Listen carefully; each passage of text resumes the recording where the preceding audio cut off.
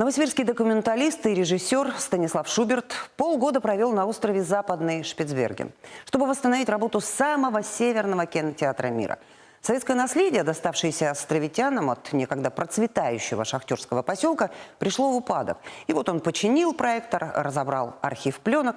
Какие фильмы сохранились и насколько востребовано советское кино на краю земли, узнавала Ольга Дурных. Сейчас 3 часа ночи, но у нас все равно еще денечек, полярный вечный день. Вот я уже больше 2 месяцев нахожусь на Шпицбергене, за полярным кругом. Побывать в Заполярье хотел давно, но не думал, что при таких обстоятельствах. Новосибирский режиссер Станислав Шуберт о том, что на Крайнем Севере хотят восстановить советский кинотеатр, узнал от товарища. Нужен человек, который починит все механизмы. Желающих прожить полгода на острове, покрытым ледяными полями, без интернета и сотовой связи, никак не могли найти. А Станислав согласился. Сейчас вся Европа, все, кто уже насыщен, наверное, перенасыщились уже впечатлениями о Бали, о каких-то там южных средиземноморских курортах, никому это уже не интересно, все едут в Арктику. Для туристов, конечно, большинство, как я понял, была идея сделать такой, скажем так, киноаттракцион, показывать старое кино. Ну и местные жители, чтобы не скучали. Их, кстати, в пирамиде всего с полсотни. Зимой и того меньше. Все, что есть в поселке – советское наследие. Еще с тех времен, когда здесь работала шахта. В 1998 году пирамиду законсервировали. Большая часть нынешних жителей острова – такие же искатели приключений, как Станислав. Добрый вечер, уважаемые товарищи полярники. Сегодня в 19:00 состоится показ художественного фильма «Отель у погибшего альпиниста».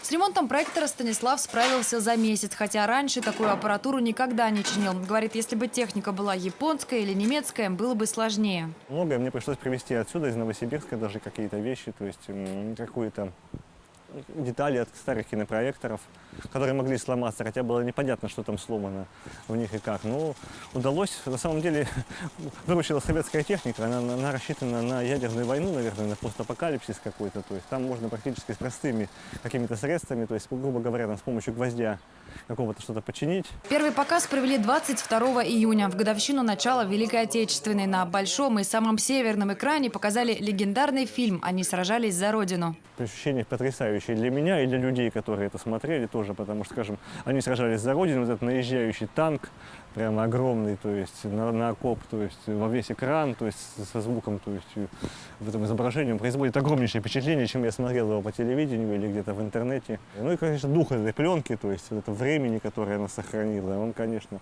передается через это все. Параллельно Станислав разбирал склад кинопленок. Северный климат оказался идеальным для их сохранности. Для хранения кинопленок нужны специальные условия хранения по влажности, по температуре.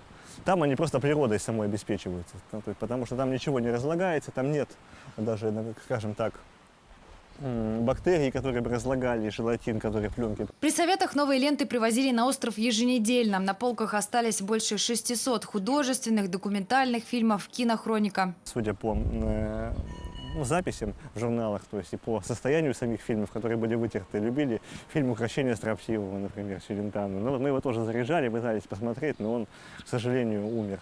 А фильмы Тарковского, они практически идеально сохранились. Но мало кто их понимал, видимо, мало их заказывали, смотрели. Чтобы кинотеатр жил и дальше, на Шпицбергене Станислав обучил помощницу, которая будет запускать фильмы. Но, возможно, вернется и сам. Осталась нереализованной еще одна грандиозная идея. В качестве экологической акции показать фильм «На стене тающего ледника».